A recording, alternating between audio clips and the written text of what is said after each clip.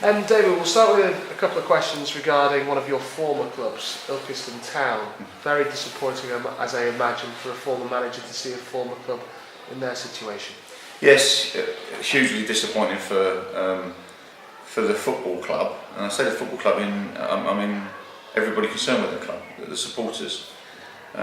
It's a fantastic little club, and a real shame to see the predicament that they're in. What were your memories of your time there? It's a you know, we when I took over the club, I just avoided relegation by goal difference, I think it was. And everybody sort of wrote off the next season, if you like. So it was a real challenge getting that opportunity, and you know, I enjoyed. I signed my first players. I actually went on the holiday. I was going on holiday, but I got the job, and then obviously the research I've been doing on obviously the budget there, and obviously the players that they had there. The funny thing was, when I got the job, I got given 5 names with a list of players that we were retaining, and I only had 1 phone number. So it was an interesting scenario. The data that they had there was a little bit different, but it was a fantastic challenge, and I think I signed something like 14 players from when I was in Mallorca. So my holiday, my wife wasn't very pleased with me because I was walking around this swimming pool on the phone trying to sign players, and it was a great challenge, and for Ilkeston to get promoted was a real pleasure for me. You know, with the squad that we had there, and on a very low budget, must be said, and I was delighted for the football club. They're good people, the fans are good people, and it's a real shame for them to be in that situation. An appeal ongoing at the minute, or about to be launched, I believe, but in terms of double standards in football, we look at the likes of Portsmouth, Sheffield Wednesday. They face similar winding up petitions, but if you're a big club, you seem to be able to get away with it. Well, finance obviously plays a huge part in clubs, whether the Sheffield Wednesday, and obviously, you know, I can't imagine the company back in Sheffield Wednesday not wanting to receive all of their money should they get it one day. So obviously they've been bailed out for a financial reason. The sad thing for me is obviously that the debts there are obviously not as great as they would be at obviously a big club.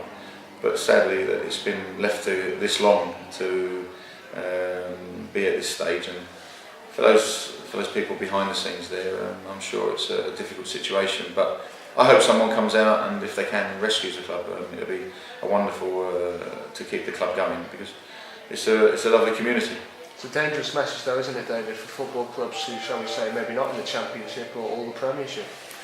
Well, we've seen it with Leeds, and we've seen it with Ipswich, and we've seen it with various clubs over the years, that if you don't manage your finances correctly, that you find yourselves in you know, on a road that seems to only have one path.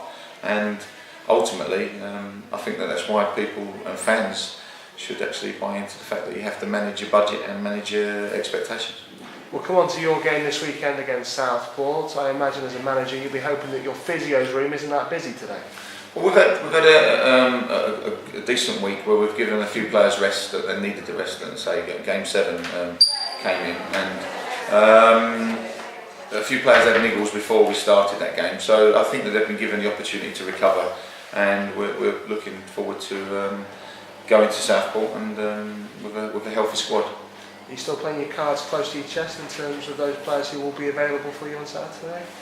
Yes, well, it's not that, David. It's that obviously, you know, you have to manage them situations, and I'm sure you appreciate that. But I'm considering freshening things up, and it's been a healthy response. We had a very good video session on Tuesday, looking through the video, and on the first half against Tamworth, as we spoke about prior to today's meeting with yourselves, is that I felt that we can do better with the ball, and you know, I'm being critical because at the end of the day, I've got high standards, and I want my players to express themselves at all times. Talking to Chris Smith, defender in your squad, he said it's a very difficult place to go to. He's played there a couple of times with his former club. Yeah. They packed 1,400 in, but he says it often sounds like there's more there than there is. Well, I've been there on various scouting missions. I've been there to look at players, and certainly know that it's a good setup. good people behind the scenes, as I say.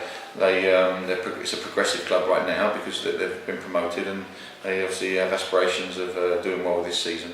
A good young manager and a squad that likes winning. So for me, I hope there is a good atmosphere there, because the players want to play in front of an atmosphere.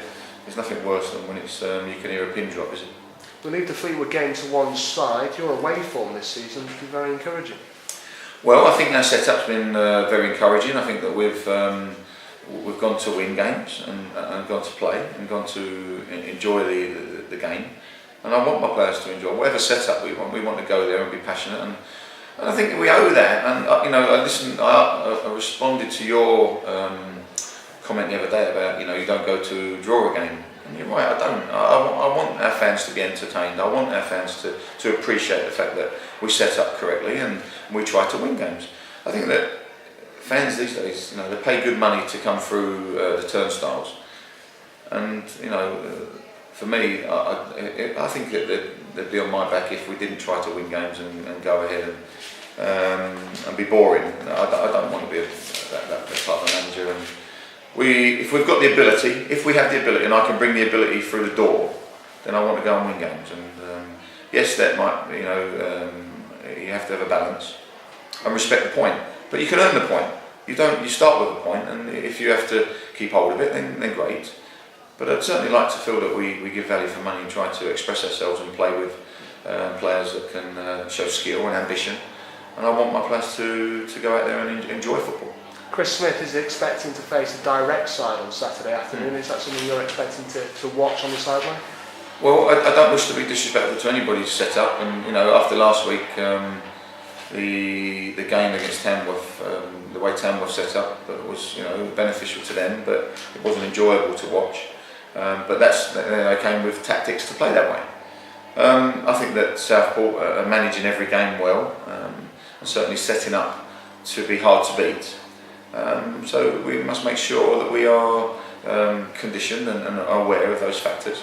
They have a long throw, and certainly they use it to their benefit. Winning the first ball is always key in football, but if the direct side's going to face you on Saturday, winning the second ball becomes even more vital. Well, it was even more so apparent against Tamworth. The second phase, and we highlighted that. The second phase, for the one moment, and it only was one moment, spoke about margins of switching on and off, and having those margins close as they were on Saturday. If we played as well as we did at certain times against Tamworth, certainly the second half we played better, then I feel that we'll give a good account of ourselves. Just to finish with today, David, there's going to be a managerial vacancy at the FA in 2 years' time. Throw your hat into the ring then? No, I'm too young. Too young? Yeah, not too old, I'm too young. Thank you, David. How are the lads that have got the knocks? Are they all looking like they're going to be in the squad? Yeah, Paul Stonehouse, he's available. He'll train today, and he's got the pleasure of playing alongside the manager in an 11-a-side.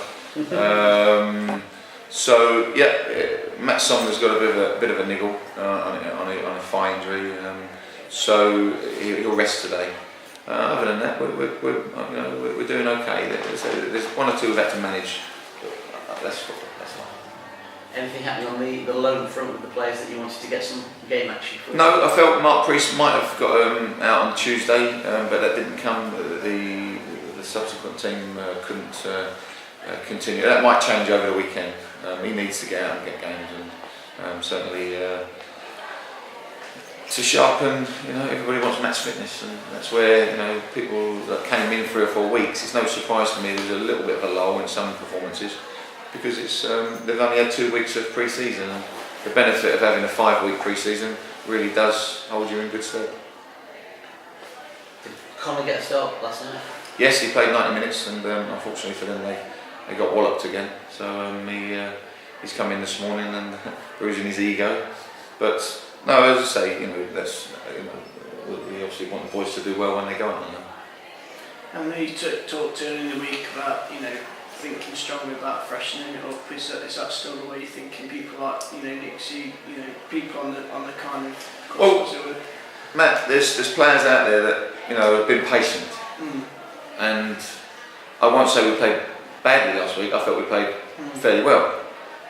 But I think sometimes that I stick to my guns. I don't have favourite players, and I don't have anybody. Everybody gets treated exactly the same. And I believe that maybe one or two of those could come into the side and take their opportunity. Yeah. We'll see in the training ground today, and I'll look at it. But I certainly believe that we've got a squad, albeit smaller, that can cope if I do change it. And no one's guaranteed a place in the side. And if someone doesn't play with that urgency and that determination, then there's somebody to take their place.